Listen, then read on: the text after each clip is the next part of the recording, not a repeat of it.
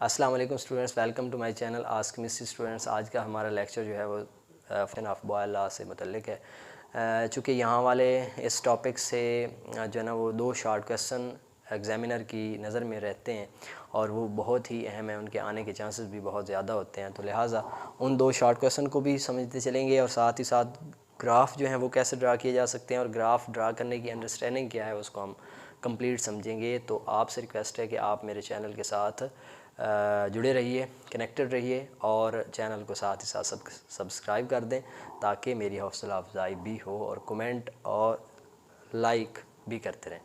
अच्छा, इसके बाद जो ये ग्राफिकल एक्सप्लेनेशन है ना, इसको 3 पैराए में एक्सप्लेन किया जाता है। This explanation can be quoted in 3 ways और this explanation can be described in 3 ways.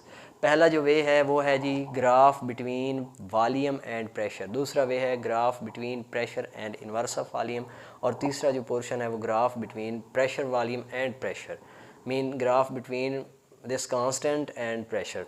अच्छा, ये वाले 3 वेज़ हैं जिसमें हम इसकी ग्राफिकल एक्सप्लेनेशन को वाइंड अप करते हैं। सिंपल जो है वो बॉयल लॉ होता क्या है? बॉयल लॉ जो है वो एक ऐसा कानून है जिसमें प्रेशर और वॉल्यूम के रिलेशन को एक्सप्लेन किया जाता है।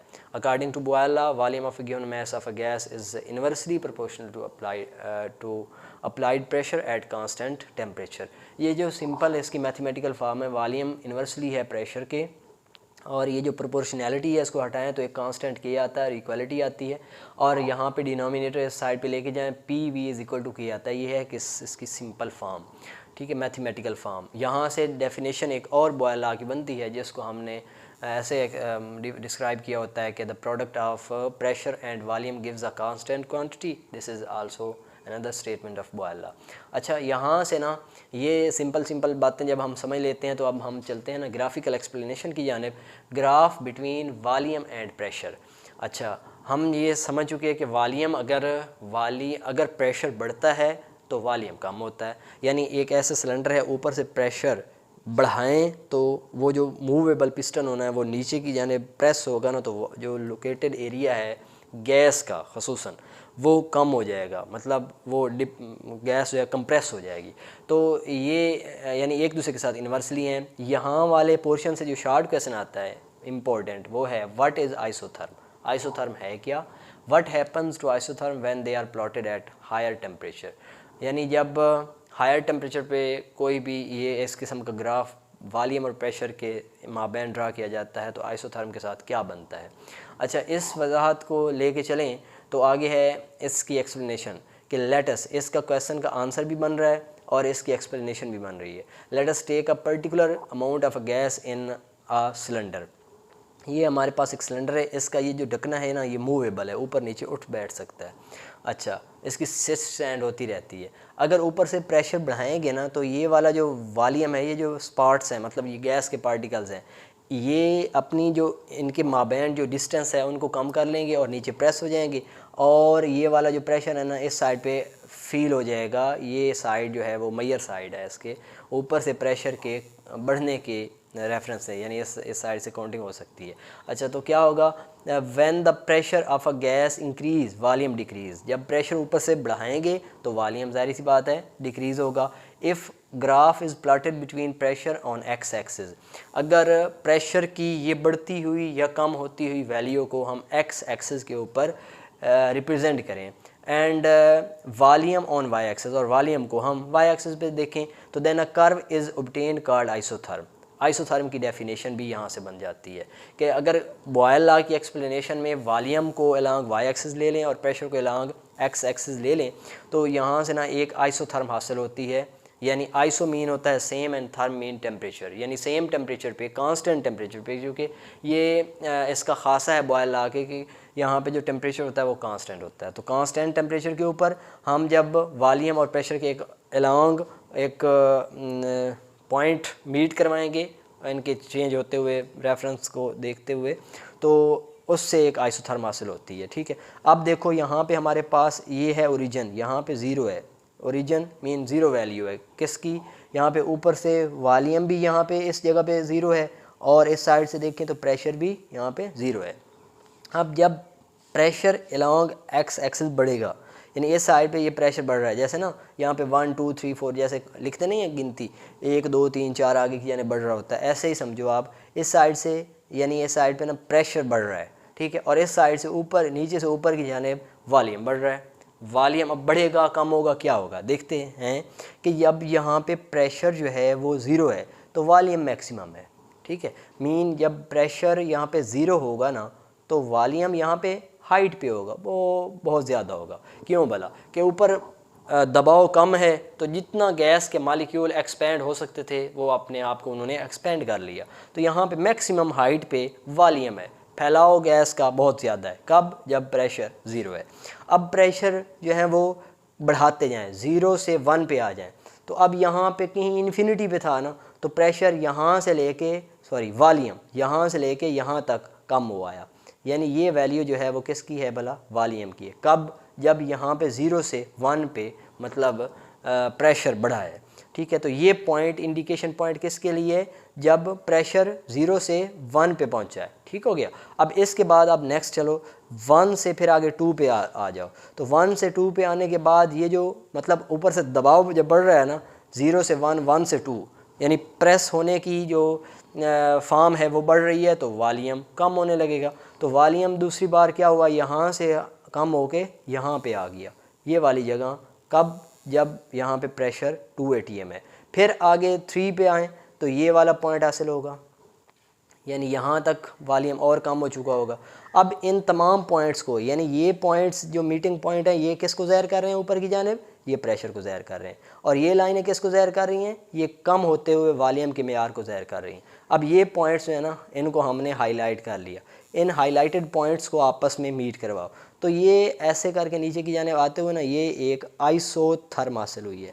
Iso mean same and therm mean temperature, मतलब ये 0 डिग्री सेंटीग्रेड टेम्परेचर के ऊपर ये हमने एक कर्व देखी है। इस कर्व को हमने क्या बोला होता है, आइसोथर्म। और ये कब हासिल होती है, जब प्रेशर को बढ़ाने के बाद वॉल्यूम के कम होते हुए पॉइंट्स को नोट कर लिया, वहाँ पे दरमियान में हमने उनको हाईलाइट कर लिया, तो उन नोटेड पॉइंट को आपस में मिलाएं तो आइसोथर्म हासिल होता है।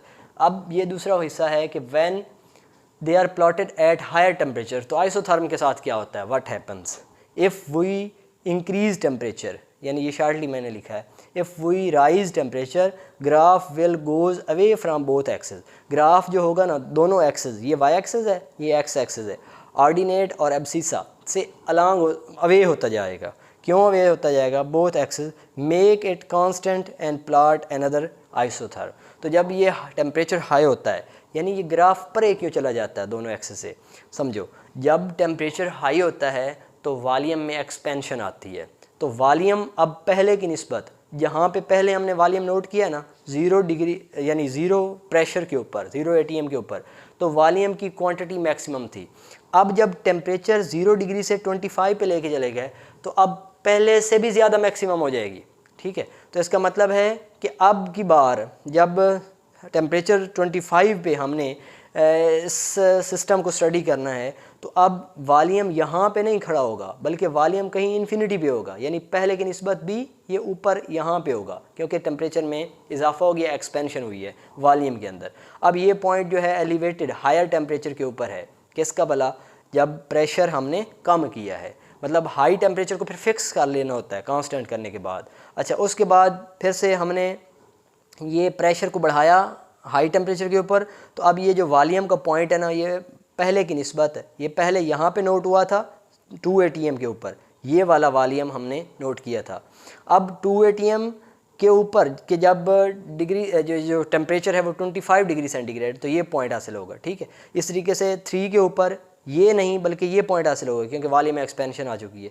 इस तरीके से आगे की जानिब ये ऊपर वाले पॉइंट हासिल होंगे, तो इन पॉइंट्स को आपस में मीट करवाएं ना, तो यहाँ पे जो नई आइसोथर्म हासिल होगी वो दोनों एक्सेस से अवे होगी, ठीक है। तो आइसोथर्म के ऊपर इफेक्ट ये पड़ेगा कि टेम्परेचर के बढ़ने से वॉल्यूम में एक्सपेंशन आ गई, और अब एक्सपेंडेड वॉल्यूम के साथ जब हमने प्रेशर के बढ़ते हुए मेयार को रिलेट किया, तो जो आइसोथर्म हासिल हुई वो अवे फ्राम बोथ एक्सेस हासिल हुई।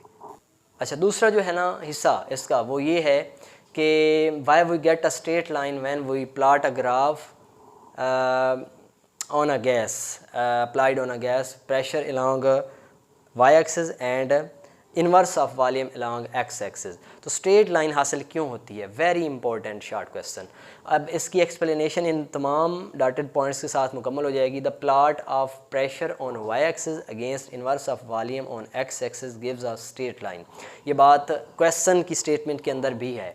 जब हम प्रेशर और इनवर्स ऑफ वॉल्यूम के अलॉन्ग जो एक लाइन ड्रा करते हैं तो वो उस वक्त एक स्ट्रेट लाइन हासिल होती है। और उसके बाद है it is because increase in pressure decrease the volume. जब प्रेशर बढ़ाया जाता है तो वॉल्यूम कम होता है, वॉल्यूम कम होता है, hence inverse of volume increases. मतलब क्या हुआ कि जब प्रेशर बढ़ाया जाता है तो वॉल्यूम तो कम होता है, ज़ाहिर सी बात है, ऊपर से दबाव बढ़ा है तो वॉल्यूम ने कम हो जाना है, लेकिन उसका उलट बढ़ जाएगा। मतलब क्या हुआ कि जब एक ऐसे सेंस है ना कि जैसे 1/v है, तो 1/v मिसाल के तौर पे जब प्रेशर बढ़ाया जा रहा है ना तो वॉल्यूम कम हो रहा है। जब प्रेशर तकरीबन मतलब अंडर डिस्कशन नहीं था, अपनी एक स्टैंडर्ड फॉर्म में था, तो उस वक्त वॉल्यूम 10 था, ठीक है। अब प्रेशर बढ़ा रहे हैं तो वॉल्यूम कम होगा। जब हमने देखा कि प्रेशर अपनी एक कांस्टेंट वैल्यू के साथ था तो वॉल्यूम इतना था, वैल्यू इतनी थी, ठीक है, 0.1। अब प्रेशर बढ़ा है तो वॉल्यूम कम हो जाएगा। वॉल्यूम कितने पे आ गया? 10 डेसीमीटर क्यूब से 5 डेसीमीटर क्यूब पे आ गया। अब जो इसमें 1/v का रिज़ल्ट है वो 0.1 से 0.2 है। इसका मतलब है कि प्रेशर बढ़ रहा है तो वॉल्यूम कम हो रहा है, लेकिन इन्वर्स ऑफ वॉल्यूम बढ़ रहा है, ठीक है। अब इसी सेंस में क्या हमने समझा कि ये जो प्रेशर होता है ना, इस डिस्कशन से ये हमने अखज़ किया कि जो प्रेशर है ना ये डायरेक्टली प्रोपोर्शनल है इन्वर्स ऑफ वॉल्यूम के। हमें क्या समझ आ रहा है? ये वाली बात जो हमने यहाँ से इस वाले हिस्से को आप सेपरेटली समझो कि ये जो प्रेशर है ना ये इन्वर्सली वॉल्यूम के है, लेकिन इस इन्वर्स ऑफ वॉल्यूम के डायरेक्टली है। अच्छा, यही बात आगे हम एक्सप्लेन करेंगे। Thus pressure is directly proportional to inverse of volume. यानी ये वाली बात क्लियर हो गई कि जब हमने देखा ना कि जो प्रेशर है वो उसको जब हमने वॉल्यूम के साथ रिलेट किया तो वॉल्यूम एक्चुअली प्रेशर के बढ़ाने से वॉल्यूम कम होता है, लेकिन इन्वर्स ऑफ वॉल्यूम प्रेशर के बढ़ने से बढ़ता है। ये वाली फॉर्म हमारे सामने कि हमने देखा कि जब प्रेशर था ना कुछ वैल्यू के साथ तो उस वक्त वॉल्यूम 10 था। अब प्रेशर बढ़ गया तो वॉल्यूम कम हो गया, 5 पे आ गया। अब प्रेशर और बढ़ गया तो वॉल्यूम और कम हो गया, प्रेशर और बढ़ गया तो वॉल्यूम और कम हो गया। तो जैसे जैसे प्रेशर बढ़ रहा है वॉल्यूम कम हो रहा है, प्रेशर के बढ़ने के साथ साथ इधर से इन्वर्स ऑफ वॉल्यूम भी बढ़ रहा है। 0.1 वैल्यू छोटी है, आपको पता है 0.5 बड़ी है। At higher temperature straight line become closer to y axis. It is because at higher temperature volume of a gas increased, therefore inverse of volume decreased. यानी हाई टेम्परेचर के ऊपर अब क्या होगा कि हाई टेम्परेचर के ऊपर वॉल्यूम जो है उसमें एक्सपेंशन आ जाएगी। वॉल्यूम में जब एक्सपेंशन आती है ना तो volume of a gas increase करता है और इन्वर्स ऑफ वॉल्यूम और ज़्यादा डिक्रीज़ कर जाता है। अब इस बात को ग्राफिकल वे में हमने देखना है। अलॉन्ग वाई एक्सिस जो है वो प्रेशर है, अलॉन्ग एक्स एक्सिस जो है वो इन्वर्स ऑफ वॉल्यूम है। अब यहाँ से देखो, जब प्रेशर 0 पे था, यहाँ पे था, तो वॉल्यूम मैक्सिमम था, चूँकि ऊपर से दबाव था नहीं और जितनी एक्सपेंशन हो सकती थी वो थी। जैसे हमने इधर देखा है ना कि यहाँ पे प्रेशर 0 है तो वॉल्यूम मैक्सिमम है, यहाँ पे प्रेशर 0 है तो वॉल्यूम इस साइड पे जब हमने ड्रा किया तो वॉल्यूम मैक्सिमम है, लेकिन इन्वर्स ऑफ वॉल्यूम 0 होगा, ठीक है, क्योंकि डायरेक्ट रिलेशन है। कैसे भला कि जब प्रेशर था 0 तो आप लेट्स सपोज के सेंस में देखो उस वक्त वॉल्यूम था 10 डेसीमीटर क्यूब, यानी यहाँ पे कहीं था, यानी प्रेशर बिल्कुल नहीं था तो वॉल्यूम जितनी एक्सपेंशन हो सकती थी उसमें, ठीक है। तो अब इस वक्त जब के मतलब 0.1 के राउंड अबाउट या कुछ ना कुछ तो होता ही है ना प्रेशर, यानी एटमॉस्फेरिक प्रेशर भी हो सकता है। लेट्स सपोज 0.1 था यहाँ पे क्या भला प्रेशर, तो उस वक्त वॉल्यूम था 10, ठीक है, 10 डेसीमीटर क्यूब, और इसका जो रिलेशन है 1/v जो है, वॉल्यूम तो है 10 मतलब यहाँ पे है, और 1/v कितना है 1/10 इक्वल टू 0.1। इसका मतलब क्या है, जब प्रेशर 0.1 है तो इन्वर्स ऑफ वॉल्यूम भी 0.1 है। अब प्रेशर जो है वो कुछ थोड़ी बहुत मिकदार में बढ़ा, 0.1 से 0.2 पे चला गया। अब देखो 0.1 से 0.2 पे जब प्रेशर बढ़ा है तो प्रेशर के बढ़ाने से वॉल्यूम घटा है, वॉल्यूम कम हुआ है। जब वॉल्यूम कम हुआ है ना तो इन्वर्स ऑफ वॉल्यूम का रिजल्ट 0.2 है। तो इसका मतलब क्या हुआ, जब 0.1 से, ये 0.1 प्रेशर है, तो 0.1 से 0.2 में चला गया है प्रेशर, तो इसका मतलब है जो इस साइड पे इन्वर्स ऑफ वॉल्यूम है वो भी 0.2 पे आ गया। यानी इतना प्रेशर बढ़ा है और इतना वॉल्यूम बढ़ा है, दोनों लाइन को मिलाओ, ऐसे ये पॉइंट हासिल हुआ। अब इसके बाद आगे की जाने बढ़ाओ, जैसे जैसे इस साइड पे प्रेशर बढ़ेगा, पहले हमने इस बात को देखना है, जैसे जैसे इस साइड पे प्रेशर 0.1 से 0.2 पे जाएगा, 0.5 पे जाएगा, 0.5 पे मतलब प्रेशर ऊपर से बढ़ेगा, तो इस साइड पे वॉल्यूम इस साइड से 10 से पीछे की जाने आएगा। 10 से किस पे पहुंचा, 5 पे, 5 के बाद किस पे पहुंचा, 2 पे, तो कितना रिजल्ट आ गया 0.2। यानी 0.5 इधर इस साइड पे बढ़ गया ना प्रेशर, तो वॉल्यूम कम होके 10 से 2 पे आ गया है और इन्वर्स ऑफ वॉल्यूम बढ़ के 0.2 से 0.5 पे चला गया है। तो इन पॉइंट्स को आपस में मीट करवाओ तो एक स्ट्रेट लाइन हासिल होती है। अब यहाँ पे कोई कर्व वाला, कोई आइसोथर्म्स टाइप का कोई ग्राफ हमें हासिल नहीं हो रहा, यानी इन पॉइंट्स को हमने मीट करवाना तो एक सीधी लाइन ही बननी है ना।